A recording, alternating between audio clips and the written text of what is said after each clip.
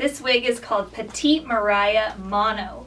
So this is our newest petite style wig, and she is a lace front, which means here you can see that the front hairline is undetectable. She's also a full monofilament top, which means that when you part it, no matter where you part it on top, it's actually going to look like your scalp. And she is a petite size, so where a normal cap is 21.5 to 22.5 inches, she is about 20 to 21 inches. You can even get her a little bigger to 21.5.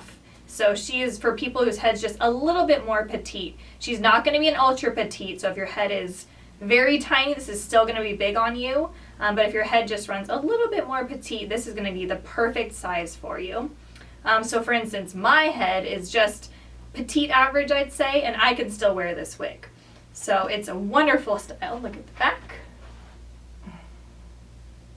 She's beautiful. And what's great is, like I said, because I'm kind of a petite average, this actually fits my head really, really well. So again, this is the Petite Mariah. It comes in some beautiful colors. I know you're going to love it. Bye.